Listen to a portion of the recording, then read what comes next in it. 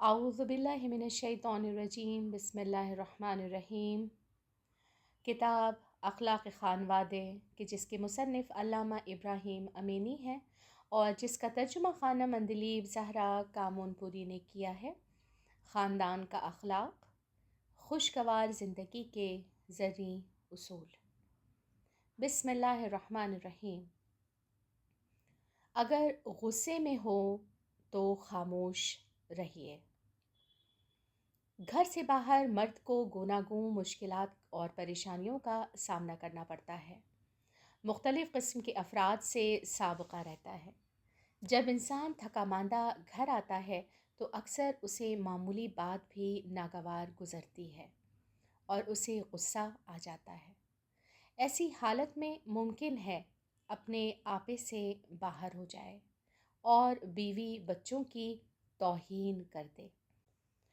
ہوشیار اور سمجھدار عورتیں اپنے شوہر کی مشکلات اور پریشانیوں کو مد نظر رکھتے ہوئے اس کے حالات پر رحم کھاتی ہیں، اس کو غصے میں دیکھ کر صبر و سکون سے کام لیتی ہیں اور اس کی چیخ پکار پر خاموش رہتی ہیں۔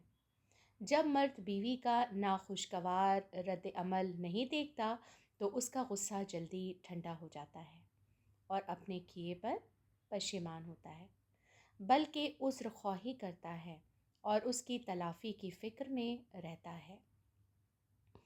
کچھ دیر بعد جب غصہ رفع ہوتا ہے تو میاں بیوی پہلی حالت پر لوٹ آتے ہیں اور پہلے کی سی محبت بلکہ اس سے بھی زیادہ اچھی طرح زندگی گزارنے لگتے ہیں۔ لیکن اگر بیوی اپنے شوہر کے حساس حالات اور خطرناک صورتحال کو درک نہیں کرتی اور اس کے غصے کے مقابلے میں اپنا رد عمل دکھاتی ہے، اس کا جواب دیتی ہے، چیختی ہے، چلاتی ہے، برا بھلا کہتی ہے، تو ایسی صورت میں مرد کے غصے کی آگ بھڑک اٹھتی ہے اور وہ آپے سے باہر ہو جاتا ہے۔ چیخنا، چلانا اور گالم گلوچ شروع کر دیتا ہے اور رفتہ رفتہ میاں بیوی دو وحشی بھیڑیوں کی طرح ایک دوسرے کی جان کے درپے ہو جاتے ہیں۔ کبھی کبھی ایک معمولی سی بات علیحدگی اور طلاق کا باعث بن جاتی ہے اور خاندان کا شیرازہ بکھر جاتا ہے۔ اکثر طلاقیں ایسی ہی معمولی باتوں کے نتیجے میں وقوع میں آتی ہیں، حتیٰ کہ بعض اوقات انسان غم و غصے کی شدت سے، جو کہ خود ایک قسم کا جنون ہے، آتش فشاں پہاڑ کی طرح پھٹ جاتا ہے اور ظلم و ستم کا جرم سرزد ہو جاتا ہے۔ اس سلسلے میں ذیل کے واقعے پر توجہ فرمائیے۔ ایک شخص نے اپنے آپ کو، اپنی بیوی اور سوتیلی لڑکی کو گولی مار کر ہلاک کر دیا۔ شادی کے بعد شروع سے ہی ان میاں بیوی کے درمیان ناچاقی پیدا ہو گئی تھی۔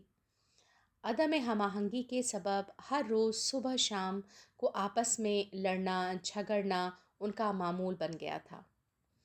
اس دن بھی شوہر جو کام سے تھکا ہارا گھر آیا تھا، غصے میں تھا۔ کسی بات پر دونوں میں تکرار شروع ہوئی۔ مرد نے اپنی بیوی کو مارا، پیٹا۔ بیوی چاہتی تھی کہ پولیس میں جا کر خبر کر دے کہ مرد نے خود اپنے اور اپنی بیوی اور سوتیلی لڑکی کو گولی مار کر کام تمام کر دیا۔ کیا یہ بہتر نہ ہوگا کہ ایسے حالات میں بیوی موقع کی نزاکت اور حساسیت کو محسوس کر کے چند لمحہ صبر و سکون سے کام لے اور اپنا رد عمل ظاہر نہ کرے اور اپنے اس عمل کے ذریعے رشتہ ازدواج کو ٹوٹنے اور قتل و غارت گری کے امکانی خطرے سے محفوظ کر لے؟ آیا چند لمحے خاموشی اختیار کر لینا زیادہ مشکل کام ہے یا ان تمام تلخ واقعات و حادثات کا سامنا کرنا؟ یہ خیال نہ کریں کہ اس سے ہمارا مقصد مرد کا دفاع کرنا اور اس کو بے قصور ٹھہرانا ہے۔ جی نہیں، ہمارا بالکل یہ مقصد نہیں ہے۔ اس میں مرد بھی قصوروار ہے۔ دوسروں کا غصہ اپنے گھر والوں پر نہیں اتارنا چاہیے۔ کتاب کے دوسرے حصے میں اس موضوع پر تفصیلی بحث کی جائے گی۔ بلکہ ہمارا مقصد صرف یہ ہے کہ اب جب کہ ایسی صورتحال پیدا ہو گئی ہے کہ مرد کو اپنے آپ پر کنٹرول نہیں رہا اور بلا وجہ یا کسی سبب سے طیش میں آ گیا ہے، تو اس کی بیوی کو چاہیے کہ عقل اور فراست سے کام لے، حالات کی نزاکت کا اندازہ کرے اور ازدواجی زندگی کے مقدس بندھن کو ٹوٹنے اور امکانی خطرات سے بچانے کے لیے ایثار اور صبر سے کام لے کر سکوت اختیار کرے۔ عام طور پر خواتین یہ خیال کرتی ہیں کہ اگر میں نے اپنے شوہر کے غصے کے مقابلے میں خاموشی اختیار کی تو میری حیثیت و وقار میں کمی آ جائے گی اور ذلیل و خوار ہو جاؤں گی۔ حالانکہ یہ معاملہ اس کے بالکل برعکس ہے۔ اگر مرد غصے کی حالت میں اپنی بیوی کی توہین کرتا ہے اور برا بھلا کہتا ہے اور بیوی اس کی باتوں کا جواب نہیں دیتی، تو بعد میں اگر اس میں انسانیت ہے تو یقیناً وہ شرمندہ و پشیمان ہوگا۔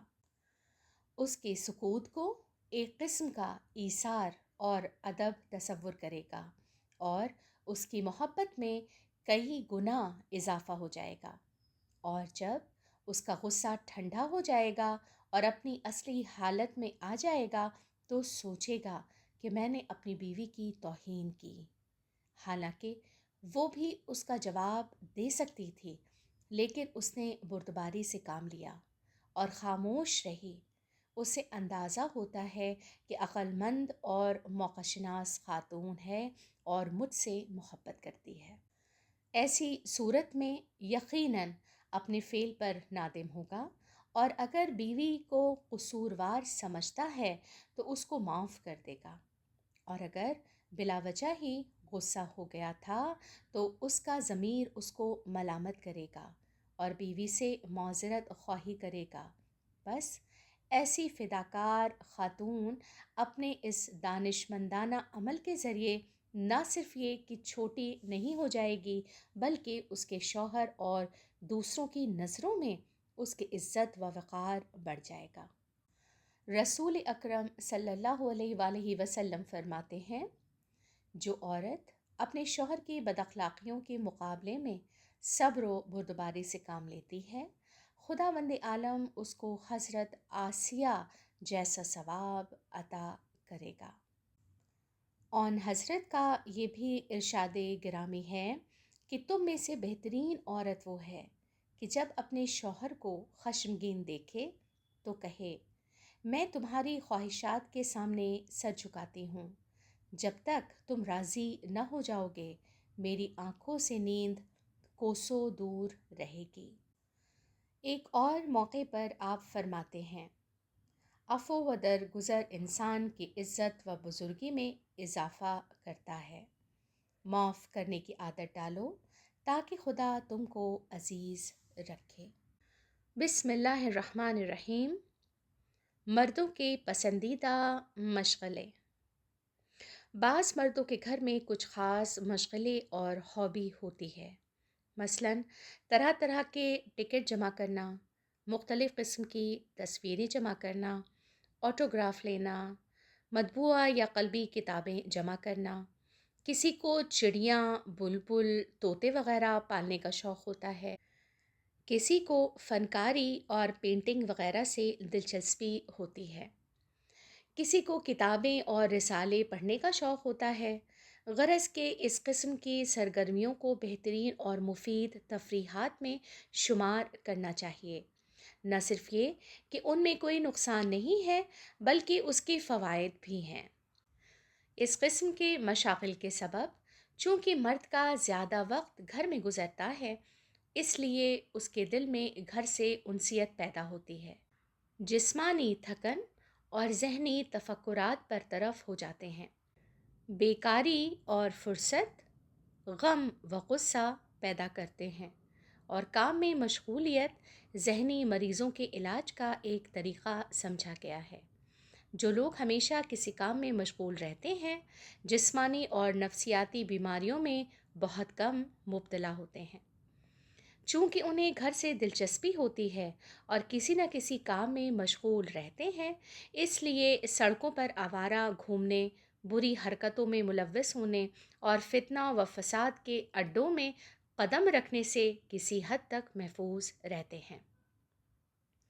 اس بنا پر خواتین کو چاہیے کہ اس قسم کے مشاغل کو اچھی نظر سے دیکھیں اور مرد کی بے عزتی نہ کریں اور اس کا مذاق نہ اڑائیں، اس کے کاموں کو احمقانہ اور بے فائدہ نہ سمجھیں، بلکہ اس کی ہمت افزائی کریں اور وقت پڑنے پر اس کی مدد کریں۔